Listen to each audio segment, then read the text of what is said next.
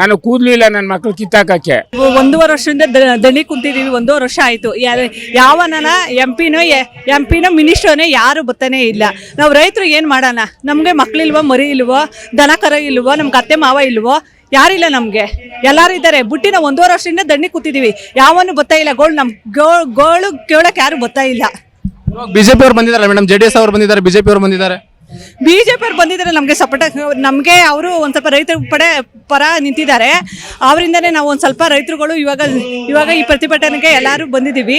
Madam, ಈಗ BJP ಅವರಾಗ್ಲಿ JDS ಅವರಾಗ್ಲಿ ನೀವಲ್ಲಿ ಈಗಾಗಲೇ 500 ದಿನಗಳ ಕಾಲ ಧರಣಿ ಮಾಡ್ತಾ ಇದ್ರಲ್ಲ, ಆ ಧರಣಿಲಿ ಅಲ್ಲಿ ನಿಮ್ಗೆ ಒಂದಷ್ಟು ಪೆಂಡಾಲ್ ವ್ಯವಸ್ಥೆ ಆಗಿರ್ಬೋದು, ಊಟಕ್ಕಾಗಿರ್ಬೋದು, ಏನಾದ್ರು ದುಡ್ಡು ಗಿಟ್ಟು ಏನಾದ್ರು ಕೊಟ್ಟಿದ್ರ? ಯಾರು ಕೊಟ್ಟಿಲ್ಲ. ಎಲ್ಲಾರು ರೈತರು ಸಪೋರ್ಟ್ ಆಗಿ, ಎಲ್ಲಾ ರೈತರುಗಳನ್ನು ಸಪೋರ್ಟ್ ಆಗಿ ನಿಂತಿದ್ದಾರೆ. ಯಾವ ದುಡ್ಡು ಯಾರು ಒಬ್ರು ಕೊಟ್ಟಿಲ್ಲ. ಎಲ್ಲ ಬಿಜೆಪಿ ಪಾಪ ಅವರೇ ಸಪೋರ್ಟ್ ಆಗಿ ಎಲ್ಲಾರ್ಗು ರೈತರಿಗೆ, ನಾವೇ ರೈತರೇ ಎಲ್ಲಾರು ಸೇರಿ ಕೊಟ್ಟಿದೀವಿ ಅಷ್ಟೇ. ಯಾವ್ದಾದ್ರು ಪಕ್ಷದವರು ನೀವು ಹೋಗಿ ನಮ್ಗೆ ಸಪೋರ್ಟ್ ಮಾಡಿ ಅಂತ ಕೇಳಿದ್ರೆ ಅಥವಾ ಅವರಾಗ್ಲೇ ಬರ್ತಾ ಇದ್ದಾರಾ? ಅವರಾಗ್ಲೂ ಬರ್ತಾ ಇದ್ದಾರೆ. ನಾವ್ ಯಾರಿಗೂ ಹೋಗಿ ಅವ್ರ ಮನೆ ಬಾಕ್ಲಿಗೆ ನಾವು ಯಾವತ್ತೂ ಹೋಗಲ್ಲ. ಓಟ್ ಹಾಕಿದ್ದಾರೆ ಅಷ್ಟೇ ಸರ್. ನಾವು ಓಟ್ ಹಾಕಿದೀವಿ. ಓಟ್ ಹಾಕದ್ಮೇಲೆ ಯಾರನ್ನ ಮನೆ ಬಾಕ್ಲಿಗೆ ಬಂದ್ರೆ ನಮ್ಗೆ ಓಟ್ ಹಾಕಿದೀವಿ ಅಷ್ಟೇ. ಓಟ್ ಗೆಲ್ಸಿದೀವಿ. ಯಾರನ್ನ ಮನೆ ಬಾಕ್ಲಿಗೆ ಯಾರು ಬಂದಿಲ್ಲ ನಮ್ಗೆ. ಅವ್ರ ಬೆಳೆ ಕಾಳು ಬೇಯಿಸ್ಕೊಳಕ್ ಮಾತ್ರ ಮಾಡ್ತಾರೆ ಅಷ್ಟೇ.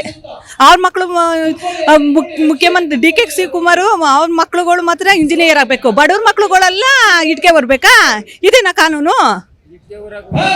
ಇಟ್ಕೆ ಬರ್ಬೇಕು. ಇವಾಗ ಅವರು 2 ತಿಂಗಳ ಕಾಲ ನಾವು ಅಲ್ಲಿ ಒಂದು ಸಮಿತಿ ಮಾಡ್ತೀವಿ, ನಮ್ಗೆ ಟೈಮ್ ಕೊಡಿ ಹಿಂಗೆಲ್ಲ ಕೇಳ್ಕೊಂಡಿದ್ದಾರೆ ಮೇಡಮ್. ಅಂದ್ರೆ ಕೈ ಬಿಡ್ತಾರೆ ಅನ್ಸೋತಾ ನಿಮ್ಗೆ ಟೌನ್ಶಿಪ್ ಯೋಜನೆ? ಬಿಡಬೇಕು ಸರ್. ರೈತರು ಇಲ್ಲಾಂದ್ರೆ ವಿಷ ಕುಡಿತೀವಿ ಸರ್ ನಾವು. ರೈತರಿಗೆ ವಿಷನೇ ಕುಡಿಯೋದು ಸರ್ ನಾವು. ರೈತರು ಸಲುವಾಗಿ ಇರ್ಬೇಕು. ಅವರೆಲ್ಲ ಸಪೋರ್ಟಾಗೆ ಇರ್ಬೇಕು ಸರ್. ನಾವು ರೈತರು ವಿಷನೇ ಕುಡಿಯೋದು. ಬಾಟ್ಲಿ ಎತ್ಕೊಂಡಿದ್ದು ವಿಷ ಕುಡಿತೀವಿ. ಅವ್ರು ಇರ್ಬೇಕು, ನಾವಿರ್ಬೇಕು ಸರ್ಕಾರ. ರೈತರು ಅಂದ್ರೆ ಹಂಗೆ ಆಟ ಅನ್ಕೊಂಡವ್ರೆ. ದೂರ ಅಂದ್ರೆ ಏನು ಇಲ್ಲ, ಒಂದು 30 ಕಿಲೋಮೀಟರ್ ಅಷ್ಟೇನೆ. ಇವನು ಇದೆಲ್ಲ ಮಾಡಿದ್ರೆ ನಾವೇನು ಹೇಳ್ಬೇಕು? ಅವನು ಚಿನ್ನ ಗಂಟ್ಲಿಗೆ ಹಾಕೊಂಡು ಇಳೀತದೆ. ನಾನು ಇದೇ ಮಾಡ್ತಾ ಇದ್ದೀನಿ ಉದ್ದಕ್ಕೂ. ಚಿನ್ನ ಇಳಿಯಲ್ಲ, ಗಂಟೆಲಿ ತಗಲಾಕೋತದೆ. ಅನ್ನ ಬೆಳೆದು ಹಾಕೋರು ಗಂಟ್ಲಿಗೆ ಅನ್ನ ಹಾಕೊಂಡ್ರು ನೀನು ಒಳಕ್ಕೆ ಹೋಗಲ್ವೇ ಅಂತ ಮಾಡ್ತಾನು. ಹಿಂಗೆಲ್ಲ ಮಾಡಿದ್ರೆ ಏನು ಮಾಡೋ ಸ್ವಾಮಿ? ನಾವು ಹಾಲು ಇಸ ಅಂತೆ, ನಾನು ಕರೆದಾಕ್ತೀನಲ್ಲ 40 ಲೀಟ್ರ್ ಹಾಕ್ತಿದ್ದೆ. ಇವಾಗ ಹೊಸಿ ಮಳೆ ಇಲ್ದಿರೋದಕ್ಕೆ ಇನ್ನೂ 2 ಮಾರ್ಬಿಟ್ಟು 20 ಲೀಟ್ರ್ ಹಾಲು ಹಾಕ್ತೀನಿ. ನಾವು ಹೆಂಡ್ತಿ ಗಂಡ ಜೀವನ ಮಾಡ್ತೀವಿ. ಗಂಡು ಮಕ್ಕಳು ಏನೂ ಇಲ್ಲ, ಹೆಣ್ಮಕ್ಳು ಅವ್ರೆ. ಅದಕ್ಕೆ ಎಷ್ಟು ಹೊಡೆದಾಟ ಬರ್ತಾರೆ ಇರೋದು 8 ಗುಂಟೆಗೆ. ಅವಾಗ ಕಿತ್ತಾಟ ಮಾಡ್ತಾರೆ. ನಾನು ಕೂದಲು ಇಲ್ಲ ನನ್ನ ಮಕ್ಕಳು ಕಿತ್ತಾಕಕ್ಕೆ. ಕಿತ್ತಾಕ್ಬಿಟ್ರೆ ನನ್ನ ಮಗ ನಮಗೆ ಕೊಟ್ಟು ಕಳಿಸ್ತಾನೆ. ಯಾವನು ಕೊಡೋಲ್ಲ. ಈ ಬಾಲಕೃಷ್ಣಗೂ ಹೇಳ್ದೆ ಬತ್ತೀನಿ ಅಂತ, ಬಾರೋ ಬೈರ್ಮಾಳ್ಕೆ ಅಂತ ಹೇಳ್ದೆ. ಅವನು ಬರಲ್ವಂತೆ ಬಾಲಕೃಷ್ಣ. ಅವನು ನಮ್ಮೂರಿಂದ ಗೆದ್ನಲ್ಲಪ್ಪ. ಈ ಕಡೆ ದಿಕ್ಕೆ ಮಾಗಡಿದ್ದಕ್ಕೆ ಅವನೇನು ಇದು ಮಾಡ್ತಿದ್ನೆ. ಎಲ್ಲ ಇದು ಮಾಡಿಕೊಂಡು ಒಗ್ಗಟ್ಟಾಗಿ ಇದು ಮಾಡ್ಬೇಕು ತಾನೆ. ಜನ ಎಲ್ಲ ಗುಂಪು ಕಟ್ಕೊಬಿಡೋದು, ಅವ್ರ ಕಡೆ ಕಾಸು ಕೊಡೋದು 500 ರೂಪಾಯಿನ ದಿನಕ್ಕೆ, ಈ ಬಿರಿಯಾನಿ ಕೊಡೋದು, ಕುಂಡ್ರಿಸೋದು, ಕುಡಿಯಾಕೆ ಕೊಡೋದು. ನಾವು ಯಾರಿಗೂ ಒಂದು ಪೈಸಾ ಕೊಡಲಿಲ್ಲ ಸ್ವಾಮಿ.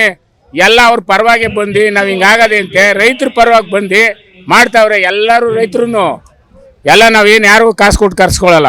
ನಾವು ಬರ್ತೀವಿ, ನೀವು ಯಾವಾಗಲಿ ರಾತ್ರಿ 12 ಗಂಟೆಗೆ ಫೋನ್ ಮಾಡಿರಿ. ನೀವು ಇರೋ ಜಾಗಕ್ಕೆ ಬಂದು ನಾವು ನಿಮಗೆ ಸಮಯ ಕೊಡ್ತೀವಿ ಅಂತ. ಎಲ್ಲಿಂದ ಬಂದಿರೋರೆಲ್ಲನೂ ನಾವು ಯಾರೂ ಕಾಸು ಕೊಟ್ಟು ಕರ್ಸ್ಕೊಳ್ಳಿಲ್ಲ. ಅವನು ಬಿರಿಯಾನಿಗೆ ಆರ್ಡರ್ ಮಾಡ್ತಾನೆ, ನಮ್ಮೂರಲ್ಲಿ ಗೆದ್ದಿರೋನು. ಯಾರು? ಈಗ ಬಾಲಕೃಷ್ಣ ಅವರು. ಅಂದ್ರೆ ಈಗ ನಾವು ಭೂಮಿ ಕೊಡ್ತೀವಿ ಅಂತ ಹೇಳಿ ಹೋರಾಟ ಮಾಡ್ತಿರಲ್ಲ ಅವರು.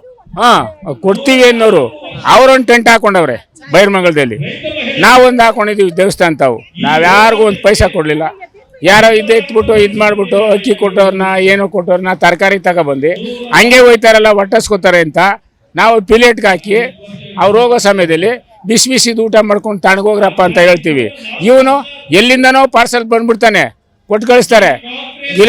ಕಿತಾಪತಿ ಮಾಡ್ರಿ ಅಂತ. ಮೊನ್ನೆ ರಾತ್ರಿ ನಾವು ಊರಲ್ಲೇ ಮಾಡಿಸ್ತಾವೆ ಹಳಸಂದ್ರದಲ್ಲಿ ಹಿಡಿಯೋದವ್ರನ್ನ. ಒಬ್ಬನೇ ಅಲ್ಲಿಗೆ ಹೋಯ್ತಾ ಇದ್ದವು ನಮ್ಮೂರಲ್ಲಿ. ಅವನು ಬಿಟ್ರು, ಲೇ ಹೊಡಿಬೇಡ್ರಿ ಕಣೋ ಕಿತಾಪತಿ ಆಯ್ತದೆ ಅಂದೆ. ಕಿತಾಪತಿ ಆಯ್ತದೆ, ಜಗಳಕ್ಕೆ ಬಂದಿರೋದು ಹಿಡಿಯೋದವ್ರನ್ನ ಕಳ್ಸಕ್ಕೆ ಬಂದವ್ರೆ, ಬೇಡ ಅಂದೆ. ಆಮೇಲೆ ಅವನ್ನ ಹೊಡಿಬೇಡ್ರಿ ಅಂತ ಈ ಮುಂದಕ್ಕೆ ಹೋಗಿ ತಳ್ಳಿಬಿಟ್ರು. ಆಮೇಲೆ ಅವನು ಬಂದ ನಮ್ಮೂರಲ್ಲಿ ಗೆದ್ದಿರೋನು. ಬಂದ್ಬಿಟ್ಟು ಏನ್ರೋ ಎಷ್ಟು ಜನ ರೌಡಿ ಕರೆಸಿದಿರಲ್ಲೇ, ಈ ರೌಡಿಗಳು ಕರೆಸಿರೋ ನೀನು, ನಾವಲ್ಲ. ಹೋಯ್ತೀಯ ಇಲ್ವೋ ಅಂದೆ. ಹೊಂಟೋದ ಅವನ ನೆಟ್ಗೆ. ಹೊಂಟೈತೆ. ಹಣ್ಣು ಮಗ ಬಂದ, ಅದೇನೋ ನನ್ನ ಬಾಮೈಂದ ಹೆಂಡ್ರೆ ಹೇಳಿದ್ಲಂತೆ ಅಂತ. ಅವಳನ್ನ ಹೋಗಿ ಹಿಡ್ಕೊಳಕ್ಕೆ ಹೋದ. ಅವನು ಕುತ್ಕೆಪಟ್ಟು ಹಿಡಿದು ತಗೊಳ್ದು. ನಮ್ದು ಇಷ್ಟೇ ನಾವು ಊರಲ್ಲಿ ನಾವೇನು ಭೇದ ಮಾಡ್ಕೊಳ್ಳಲ್ಲ, ಎಲ್ಲ ಒಂದೇ ಅಂತ ಇರ್ತೀವಿ. ನಮ್ದೇನಪ್ಪ ನನ್ನ ಬುದ್ಧಿ ಅಂದರೆ ಹೃದಯದಲ್ಲೊಂದು ಮೇಲೊಂದು ಆಕಾಶವಾಣಿ ಬೊಮ್ತಾಯಿ ನೋಡ್ಕೊಳ್ಳಿ. ವಾಲೆಯರ್ ಸಾಯಲಿ ಮಾದಗರ್ ಸಾಯಲಿ ಯಾರು ಭೇದ ಮಾಡಲ್ಲ. ಫೋನ್ ಮಾಡ್ತಾರೆ, ಹುಲ್ ಕುಯ್ಕೊ ಬಂದು ಹಾಕ್ಬಿಡಪ್ಪ, ಹಿಂಗೆ ಸೋತಾಗವ್ರೆ ನಾವು ಬಿದಿರು ಕಡ್ಕೊಬತ್ತೀವಿ ಅಂತಾರೆ. ಅವಾಗೆಲ್ಲ ಕಡ್ಕೊಬಂದು ಹಾಕಿರ್ತಾರೆ. ಹುಡುಗರನ್ನ ಸೆಟ್ ಮಾಡಿಕೊಂಡು ಜನ ಎತ್ತಾಗ್ತಾ ಇದ್ದೀನಿ. ಅವನು ಕೋಟಿಗಟ್ಟಲೆ ಮಾಡಿಕೊಂಡಿದ್ರು ಮನೇಲಿ, ಯಾರಿಗೂ ಏನು ಮಾಡಲ್ಲ. ಒಂದು ಹೂನಾರ ತಂದು ಹಾಕ್ತಾನೆ ಹೋಯ್ತಾನೆ ಅಷ್ಟೇ. ಇನ್ನೇನು ನಾನೇನು ಭೇದ ಊರಿಗೆ ಬಂದು ಕೇಳಿದ್ರು ಹಂಗೆ ಇರ್ಬೇಕು ಜನನ. ಆ ಮಟ್ಟಕ್ಕೆ ನಾನು ಇದ್ದೀನಿ. ನಾನೇನು ಕೋಟಿಗಿದ್ದೀನಿ ಅಂತ ಹೇಳಲ್ಲ, ಹಾಲಿನಲ್ಲಿ ಕರೆದು ಜೀವನ ಮಾಡ್ತಾ ಇದ್ದೀನಿ. ಹಾಂ, ಭೂಮಿ ಕೊಡಲ್ಲ ಸಾ, ಭೂಮಿ ಕೊಡಲ್ಲ. ಬೇಕಾದ್ರೆ ಯಾರೋ ಕೊಟ್ಕೋತೀವಿ ಅಂತಾರಲ್ಲ, ಅವ್ರು ಕೊಟ್ಕೊಳ್ಳಿ, ಅವ್ರಿಗೆ ದಂಗ ಇರೋರು ಕೊಟ್ಕೊಳ್ಳಿ. ನನಗೇನು ದಂಗ ಇಲ್ಲ. ಮಕ್ಳು ಮರಿಗೆಲ್ಲ ಮದುವೆ ಮಾಡಿದ್ದೀನಿ, ಹೊಂಟಾಗವ್ರೆ. ನಾನು ನನ್ನ 8 ತಿಂಗಳಿಗೆ ಒಂದು 8 ಕುಂಟೆ ಉಳ್ದದೆ. ನಮ್ಮ ಅಣ್ಣ ತಮ್ಮದಿರೆಲ್ಲ ಕಿತ್ಕೊಂಡು ಆ 8 ಕುಂಟೆಲಿ ಜೀವನ ಮಾಡ್ತೀವಿ ನಾವು. ಭೂಮಿ ಕೊಟ್ಬಿಟ್ಟು ಏನು ಮಾಡೋಣ ಸ್ವಾಮಿ? ಆಮೇಲೆ ನೀನೇನು ಕಿರ್ಸ್ಕೊತೀನಿ ನನ್ನ? ಬಾತ್ರೂಮ್ ತೊಳೆಯೋಕ್ಕೂ ಇರಿಸ್ಕೊಳ್ಳಲ್ಲ, ನೀನು ಬಾಕ್ಲು ಗುಡ್ಸೋಕ್ಕೂ ಇರಿಸ್ಕೊಳ್ಳಲ್ಲ. ಲೇ ನೀನು ಯಾವನ ನನ್ನ ಕಾಣೆ ಹೋಗು ಅಂತಾನೆ. ಅಂಥದ್ದೇನು ಬೇಕು ಸ್ವಾಮಿ? ಇದ್ದ ಅವನು ಎಲ್ಲಿ ಗಂಟ ನಡೆಸ್ತಾನೋ ಮಾಡ್ತೀವಿ.